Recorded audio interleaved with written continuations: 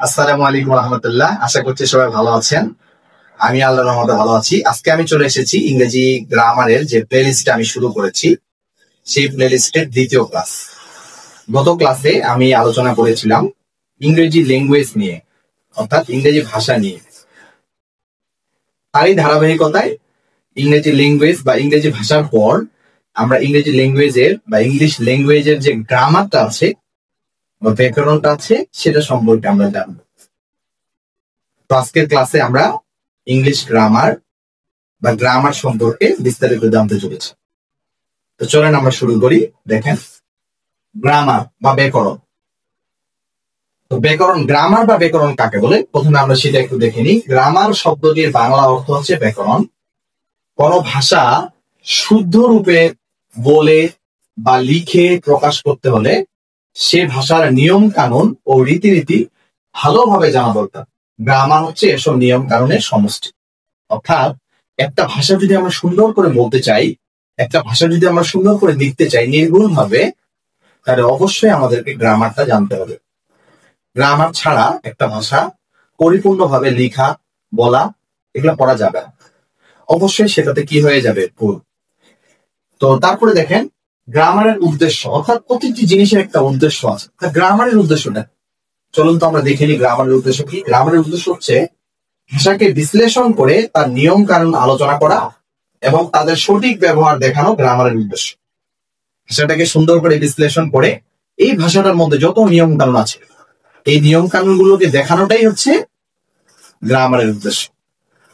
এরপর আমরা আমাদের বহুল আকাঙ্ক্ষিত যে বিষয়টি সেটা হচ্ছে ইংলিশ গ্রামার। কারণ আমরা ইংলিশ গ্রামার শুরু করার জন্যই এত কিছু শিখলাম। ইংরেজি ল্যাঙ্গুয়েজ দেখলাম, গ্রামার দেখলাম, এখন আমরা ইংলিশ গ্রামারটা দেখতেছি। দেখেন, যে পুস্তক পাঠ করলে ইংরেজি ভাষা শুদ্ধ রূপে বলতে, পড়তে ও লিখতে পারা যায় তাকে ইংলিশ গ্রামার বলা হয়। এটা একবারে খুব সহজ একটা সংজ্ঞা, যে সংজ্ঞাটি প্রতিটি বইয়ে লেখা থাকে। সেই সংজ্ঞাটি আমরা এখানে লিখেছি। খুব সহজভাবে বোঝা যাচ্ছে যে গ্রামারের কাজই হচ্ছে বলতে, পড়তে ও লিখতে পারার যে দক্ষতাটা, সেই দক্ষতাটা অর্জন করানোই হচ্ছে এই গ্রামারের কাজ। এবং এই ইংলিশ যে গ্রামারটা আছে, এই ইংলিশ গ্রামারটাকে 5টি অংশে ভাগ করা হয়েছে। ইংলিশ গ্রামারটিকে কয়টি অংশে ভাগ করা হয়েছে? 5টি অংশ ভাগ করা হয়েছে। এই 5টি অংশ কি কি চলেন আমরা এবার দেখি। ওকে, এখন আমরা ইংরেজি গ্রামারের যে 5টা অংশ আছে সেই অংশগুলো সম্পর্কে ধীরে ধীরে জানবো। তো এখানে লেখা আছে ইংলিশ গ্রামারের 5টি অংশ। তার মধ্যে যে প্রথমে যে অংশটি আছে বা পার্টটি আছে সেটা হচ্ছে অর্থোগ্রাফি। অর্থোগ্রাফি, এই অর্থোগ্রাফি মানে হচ্ছে বর্ণ প্রকরণ। অর্থাৎ ইংলিশ গ্রামারের যে অংশ পাঠ করলে বর্ণমালা এবং শব্দের বানান রীতি সম্পর্কে জ্ঞান লাভ করা যায় তাকে অর্থোগ্রাফি বা বর্ণ প্রকরণ বলা হয়। বা এখানে আমরা কি লিখতে পারি? বর্ণ প্রকরণ বলা হয়।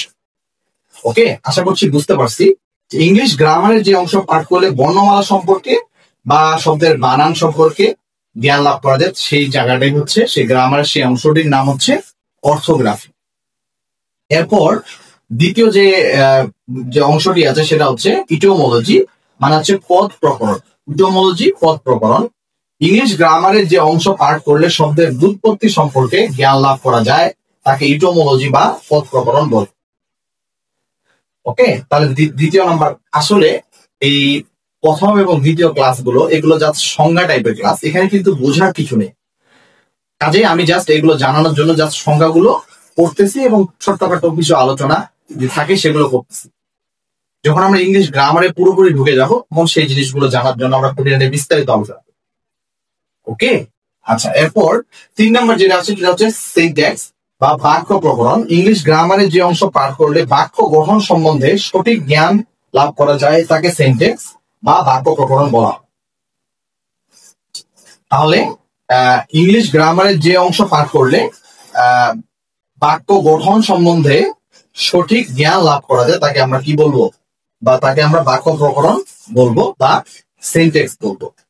ওকে, তাহলে এই পার্টে আমরা 3টা অংশ সম্পর্কে আলোচনা করলাম। একটা হচ্ছে অর্থোগ্রাফি মানে বর্ণ প্রকরণ, মানে বর্ণের জ্ঞান সম্পর্কে, বর্ণের বানান টানান এগুলো সম্পর্কে আলোচনা হবে সেখানে। আর ইটিমোলজি হচ্ছে পদ প্রকরণ, অর্থাৎ যে শব্দের যে ব্যুৎপত্তি বা শব্দের যে উৎপত্তিগত ব্যাপারগুলো সেগুলো এই জায়গাতে পদ প্রকরণে আলোচনা হবে। আর 3 নাম্বার হচ্ছে সিনট্যাক্স, অর্থাৎ যেখানে বাক্য সম্পর্কে আলোচনা হবে এই জায়গা। তো এরপরের অংশগুলো আমরা একটু দেখে নিই। ওকে, আমরা ইংরেজি গ্রামারের যে আরো 2টি পার্ট আছে, একটি হচ্ছে পাংচুয়েশন বা বিরাম চিহ্ন প্রকরণ, আর একটি হচ্ছে প্রসৌডি বা ছন্দ প্রকরণ। এই 2টি পার্ট একটু আমরা দেখে নিই। পাংচুয়েশন বা বিরাম চিহ্ন প্রকরণ হচ্ছে ইংলিশ গ্রামারের যে অংশ পাঠ করলে বাক্যে বিরাম চিহ্ন ব্যবহার সম্পর্কে জ্ঞান লাভ করা যায় তাকে পাংচুয়েশন বা বিরাম চিহ্ন প্রকরণ বলা হয়। খুব সহজ যে পাংচুয়েশন বা বিরাম চিহ্ন প্রকরণের অংশটিতে বিরাম চিহ্ন সম্পর্কে আলোচনা করা।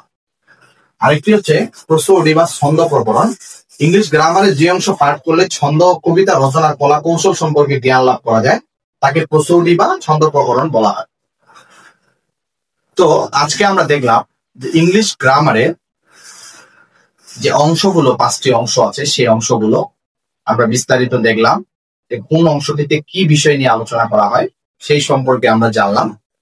এরপরের দিন আমরা পরের ক্লাসে আমরা ইংলিশ গ্রামারের ভিতরে ঢুকে যাব।